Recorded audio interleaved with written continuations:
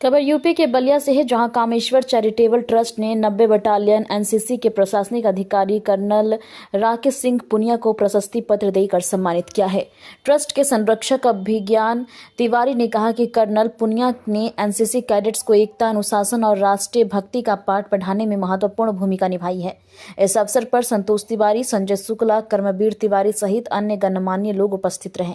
Colonel Punia ने भी trust के सदस्यों को सम्मानित किया और कहा कि बलिया में उनके कार्यकाल के दौरान ट्रस्ट के सहयोग के लिए वो आभारी हैं।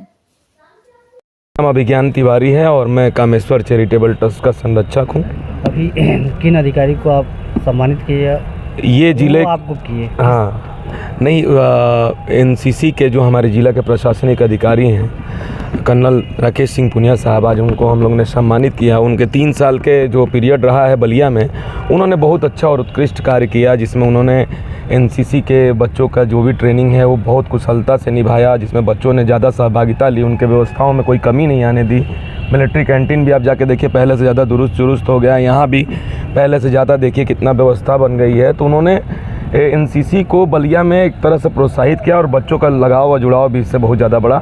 तो कामेश्वर चैरिटेबल ट्रस्ट उनको इसलिए आज सम्मानित किया है और उनका सम्मान किया है। अच्छा, कामेश्वर चैरिटेबल किस किस संस्था में काम करता है? और देखिए, हम लोग का ये चैरिटेबल ट्रस्ट है। हम लोग समय समय पे और कहिए तो हर महीने हर समय हम लोग जागरूकता कैंप भी लगाते हैं, स्वास्थ्य शिविर भी लगाते हैं, रोजगार मेला भी लगाते हैं। जो भी समाज के अच्छे के लिए कार्य होता है, जहाँ ज़रूरत पड़ती है, गरीब को, वृद्धा को किसी चीज़ की ज़रूरत होती है, तो ये ट्रस्ट के माध्यम से हम लोग उनका सेवा करते हैं। हॉस्पिटल में भी कोई मरीज़ भर्ती है जिनका कोई नहीं है, उनके भी इलाज, उनका खाने होने का व्यवस्था, सारा काम कामेश्वर चैरिटेबल ट्रस्ट करता है। कहीं कोई वृद्ध है, किसी का कोई सहारा नहीं है, उसके लिए भी हम लोग करते हैं। आगे भी हम लोग की योजना है कि हम लोग एक वृद्धाश्रम का प्लान कर रहे हैं। अभी सरकारी कुछ औपचारिकता बाकी है, तो हम लोग अपनी तरफ से एक वृद्धाश्रम भी हम लोग निर्माण कार्य करने जा रहे हैं। बहुत जल्द ही आप लोग के सामने आएगा। और ट्रस्ट हमेशा समाज की सेवा के लिए लगा रहता है और सबका सहयोग रहता है इसमें, और हम लोग हमेशा यही कार्य आगे। ट्रस्ट का कोई हेल्पलाइन नंबर भी है क्या? संतोष जी ट्रस्ट के होलसेल संयोजक हैं, उनका नंबर है।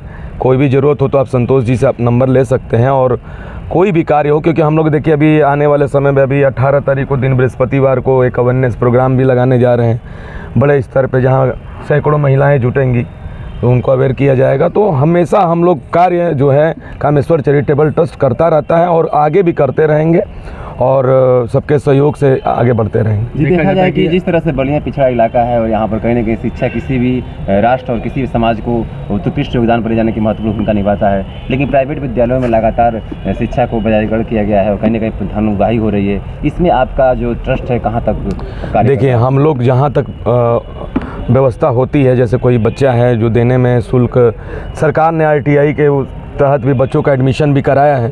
अब तो नियम इतने सख्त हो गए हैं कि जो आपके 3 किलोमीटर के दायरे में इतने % बच्चों का एडमिशन लेना ही लेना है। तो प्राइवेट स्कूल ले भी रहा है। इसके बावजूद भी अगर कहीं किसी को प्रॉब्लम होता है तो हम लोग ट्रस्ट के माध्यम से उसकी मदद ज़रूर करते हैं। देखा जाए कि जिस तरह से अभी जो वृद्धाश्रम है उसकी संख्या लगातार बढ़ रही है, इस पर आपका ट्रस्ट क्या विचार कर रहा है? क्या लगता है कि वृद्धाश्रम देखिए, या फिर उसको कम करने का प्रयास करना चाहिए? नहीं, करना चाहिए। हमारे हिसाब से बलिया जैसे शहर में तो वृद्धाश्रम होना ही नहीं चाहिए, जहां हम लोग मिट्टी से जुड़े, दियरा बेल्ट से एक 3 नदियों से घिरे, घाघरा, गंगा, तमसा के बीच में हम लोग रहे हैं। हम लोग मिट्टी से जुड़े लोग हैं। यहाँ अपने माता पिता बुजुर्ग को छोड़ के हम लोग छोड़ देते हैं, ये तो बहुत गलत बात है।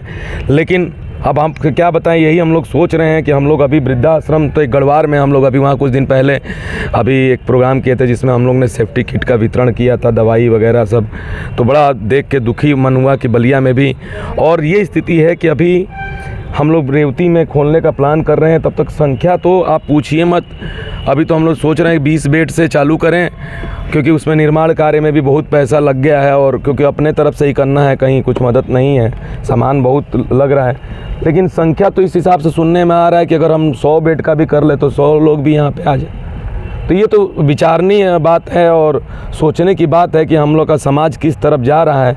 जहाँ एक समय श्रवण कुमार अपने माता पिता को लेके यात्रा करा ली अपने कंधे पे, और आज ये स्थिति है कि बच्चे अपने माँ बाप को नहीं रख पा रहे हैं। तो ये सोचनीय बात है और कहीं ना कहीं पश्चिमीकरण हो रहा है, इससे दूर भागना जरूरी है। ठीक।